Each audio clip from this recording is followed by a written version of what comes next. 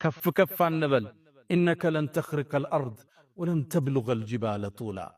ኩፈሳው ተራራ ጋር በቁመት ለመወዳደር ነው ወይስ መሬትን ስንራመድ ለመብሳት አስበን? የሰው ልጅ ነን፣ እድሜያችን የተወሰነ አላፊዎችም ነን። ዝቅ ካልን አላህ ከፍ አድርጉን እዚች ምድር እናልፋለን። ዑመር ብኑ ዓብድልዓዚዝ የሰይድና ዑመር የልጅ ልጅ ናቸው። እሳቸው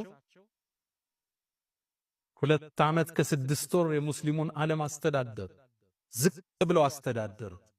ሲሞቱ ይላሉ ሊሞቱ አካባቢ ፍራሻቸው ላይ ተጋድመው ቤተሰብን ውጡ አሏቸው ይላል። ብቻቸው ነው። ከዛም እንሰማቸው ነበር። አንዲትን የቁርአን አንቀጽ ቀሩ። ትልከ ዳሩል አኺራ፣ እኛ እኮ የቀጣዩን ሀገር እናደርጋታለን። ለለዚነ ላ ዩሪዱነ ዑሉወን ፊል አርድ ወላ ፈሳዳ፣ ምድር ላይ በመኮፈስ አምባገነን ላልነበሩት ብክለትን ላላንሰራፏት እናደርጋታለን ብለው ሩሃቸው ወደ አላህ ተሻገረች። ሙእሚን ሲኖር ያለውን አካፍሎ ሰው ጋር ስቆ ሰውን አቅፎ ተናንሶ ከፍታን አግኝቶ ያልፋል። የመጀመሪያው ትምህርታችን እሱ ነው። ሁለተኛው ወአሕስን ከማ አሕሰነ አላሁ ኢለይክ፣ አላህ ለሰጠን ጸጋ በማካፈል ውለታውን መመለስ አለብን። ንብረታችንን መጠበቅ አለብን። አላህ ይላሉ ነቢዩ ዓለይሂ ሰላቱ ወሰላም ለባሮቹ ሀብትን ይሰጣቸዋል። የሚያካፍሉት ከሆነ ሀብቱን እዛ ያቆይላቸዋል።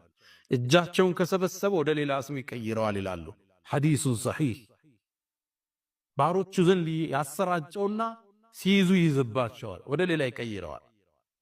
አካፍሎ ማደር፣ ሰደቃም መስጠት ከዚህ ታሪክ የምንማረው ወሳኝ ነገር ነው። አንዴ ነቢዩና መሐመድ ዓለይሂ ሰላቱ ወሰላም መስጅድ ላይ ቁጭ ብለው እያሉ አንድ የቁርአን አንቀጽ ወረደ። ለን ተናሉል ቢራ ሐታ ቱንፊቁ ሚማ ትሕቡን፣ እናንተ እኮ ጀነትን የመልካም ሥራ ምንዳችሁን አታገኙም ይላል አንቀጹ። ሐታ ቱንፊቁ ሚማ ትሕቡን፣ ከምትወዱት ነገር እስክትሰጡ ድረስ ይላል።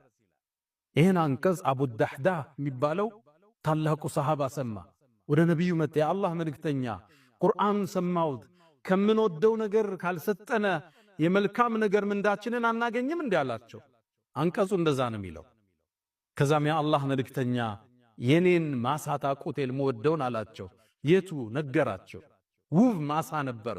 600 በላይ የቴምር ዛፍ የያዘ የራሱ ምንጭ ያለው ማሳው ውስጥ አገልጋዮች ያሉበት የሚያፈራ። ነቢዩም ዓለይሂ ሰላቱ ወሰላም እዛ ማሳ እየገቡ ውሃ ይጠጡ ነበር። ውሃውም ጣፋጭ ነው ብለው የተናገሩለት ማሳ ነበረው። የአላህ መልእክተኛ እምወደው ንብረቴ ነው ለአላህ ሰጥቻቸዋለሁ አለ።